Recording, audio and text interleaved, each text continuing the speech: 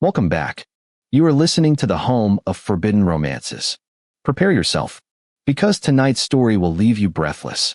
The chain snapped with a sound like a gunshot, echoing through the cavernous silence of the high court, not because the executioner struck it, but because the man kneeling in the center of the room had finally decided he was finished with his penance. Elian did not rise immediately. He stayed on one knee, the jagged edges of the broken manacles digging into the marble floor, his breathing ragged and wet. Blood, dark and sluggish, dripped from the fresh lash marks on his back, staining the pristine white ceremonial robes they had dressed him in, a mockery of purity for a man they called the Black Dog of the Empire. The court was frozen, a tableau of terrified aristocrats and trembling guards. They had forgotten that a wolf, even when muzzled, even when beaten into submission for 3 years, remains a predator. And Elian was the most dangerous predator this empire had ever bred. He moved. A noble screamed, the sound shrill and grating. The traitor moved. Guards, restrain him. Elian lifted his head. His hair, once a lustrous raven black, was matted and long, hiding half his face. But through the strands, a singular eye burned, not with the fire of rage, but with the cold, dead stillness of a frozen lake. He looked past the guards, past the terrified gallery, and fixed his gaze on the golden throne sitting high above the chaos. There, draped in silks the color of dried blood and midnight, sat Emperor Lysander. The man Elian had sworn to protect. The man Elian had loved in the quiet spaces between breaths. The man who had signed Elian's death warrant. Lysander did not flinch. His face, carved from cold jade and devastatingly beautiful, remained impassive. One hand rested on the arm of the throne, his fingers tapping a slow, rhythmic beat. Asterisk tap. Tap. Tap. Asterisk. It was the signal. The heavy oak doors of the great hall exploded inward. Splinters of wood and twisted iron rained down on the court as a legion of soldiers in black armor swarmed the room. These were not the Imperial Guard. These were the Shadow Walkers, Elian's former unit, the ones who were supposed to have been purged.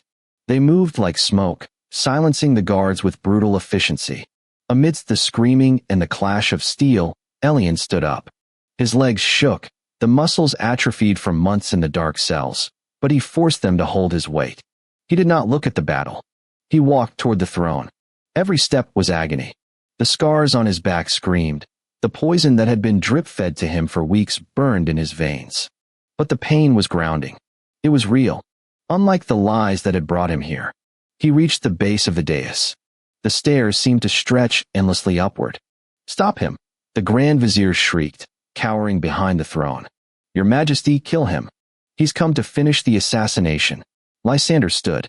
The hall went silent, save for the whimpering of the courtiers. The emperor descended the stairs, his heavy robes trailing behind him like a pool of blood. He moved with the grace of a panther, stopping only when he was a breath away from Elian. The height difference was negligible, but in this moment, the power dynamic was crushing. Lysander, the golden god of the empire, smelling of sandalwood and absolute power. Elian, the broken tool, smelling of iron and rot. Lysander reached out. His hand, adorned with rings of gold and ruby, hovered near Elian's bruised cheek. You took your time, Lysander whispered, his voice a low velvet rumble that sent shivers down Elian's spine. Elian opened his mouth to speak, to curse him, to ask why, but only a raspy hiss emerged. The poison had taken his voice weeks ago. The silence that defined him was no longer a choice. It was a cage. Don't speak, Lysander commanded softly. His thumb brushed the dirt from Elian's cheekbone. You never needed words to ruin me, Elian. Why start now? Suddenly, Lysander's hand snapped to Elian's throat. It wasn't to choke him. He pulled Elian forward, crashing their chests together, and kissed him. It was not a kiss of romance. It was a branding.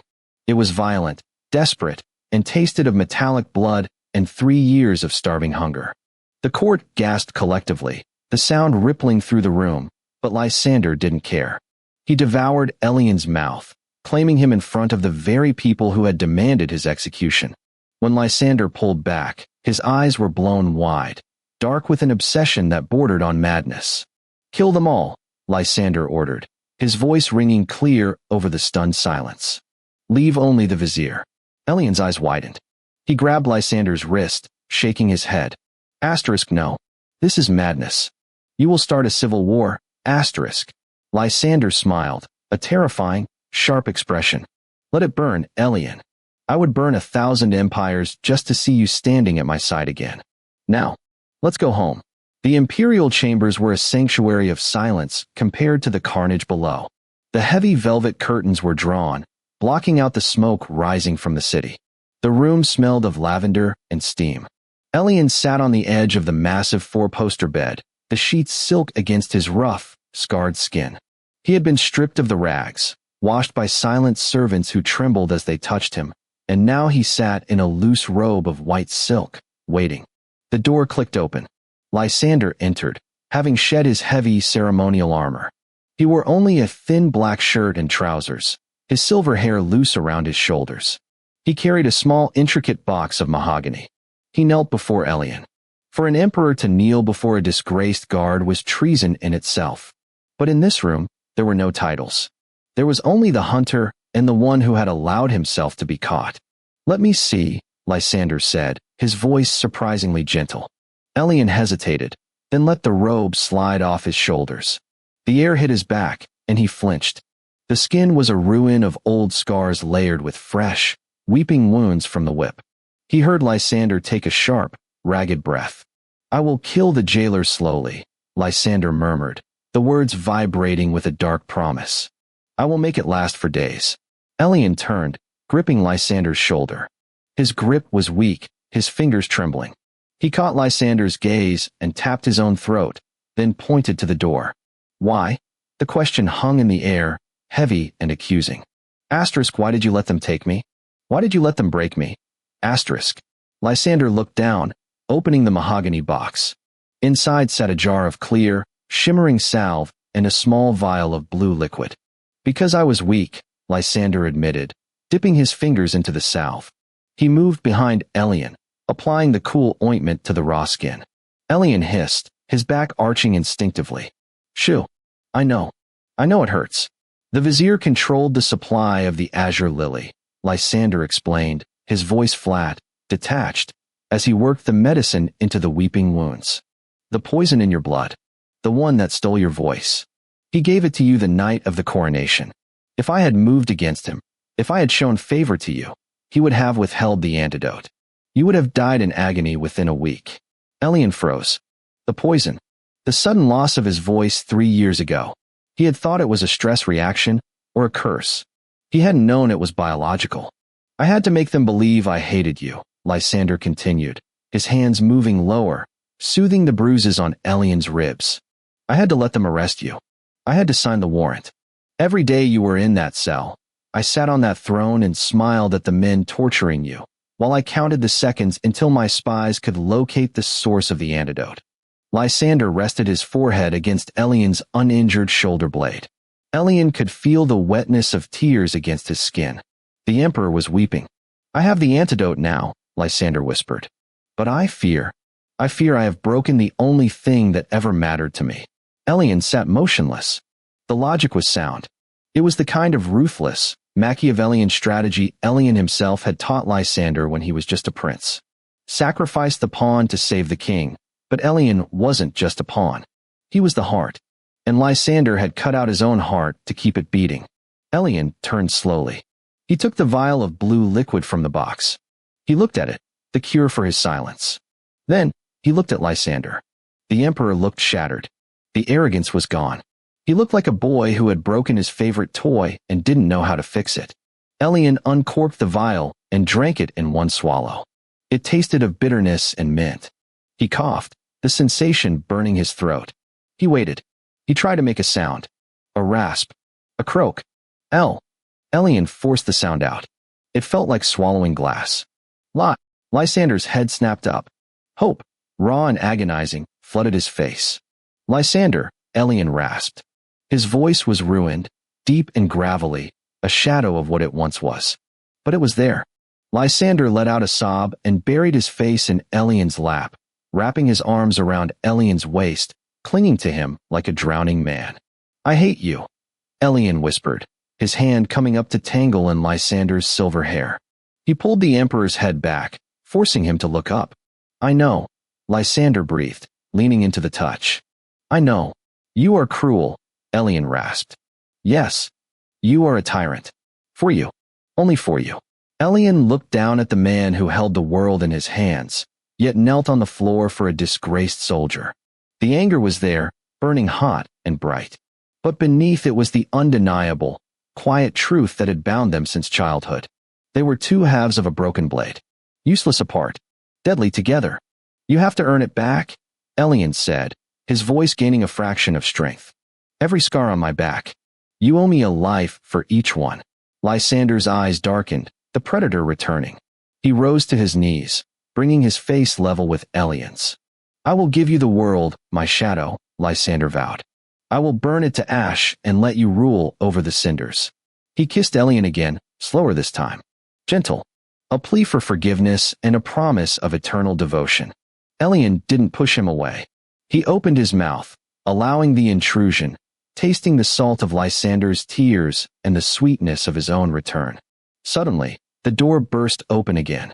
A figure stood in the doorway, the vizier, bloodied but alive, holding a crossbow. He had escaped the slaughter in the hall. Die, you abomination, the vizier screamed. The bolt flew. Time seemed to slow. Elian, despite his injuries, despite the exhaustion, moved on instinct. The quiet was gone. The wolf was awake.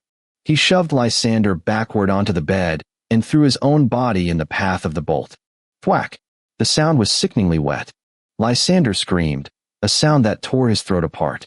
Elian gasped, looking down. The bolt had struck him in the shoulder, pinning him to the heavy wooden post of the bed. Pain, white-hot and blinding, exploded through his nerves. But he didn't fall. He gripped the shaft of the bolt, his teeth gritted in a feral snarl. He looked at the vizier, whose eyes were bulging with terror. The vizier realized too late that he hadn't killed the dog. He had only woken it up.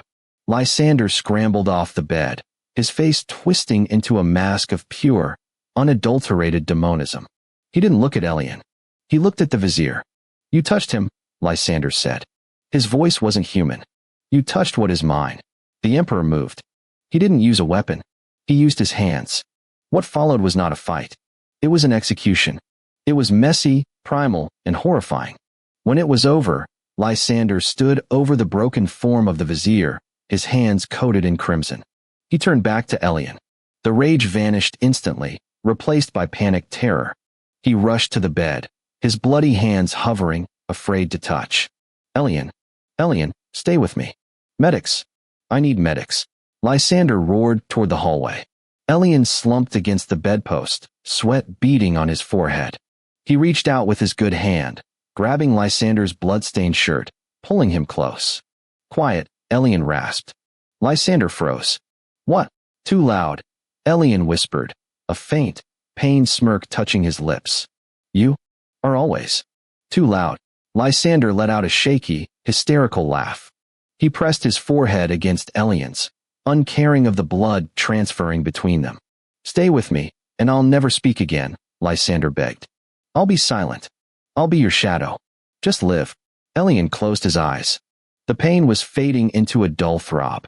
He could hear the boots of the medics running down the hall. He knew he wouldn't die. Not today. Fate was too cruel to let him rest now. He had a tyrant to tame. He had an empire to rebuild. And he had a lover who would burn the world down if Elian didn't hold the matches. I'm not going anywhere, Elian whispered into the silence. We have work to do. And in the quiet of the room, amidst the scent of blood and lavender, the Emperor and his shadow began the long, painful work of healing what they had broken. And that is how the viper tamed the wolf. If you enjoyed seeing Elian take control, destroy that like button. And tell me in the comments, would you forgive a husband who tried to kill you? I'll be reading your answers. Subscribe for the next chapter. Until then,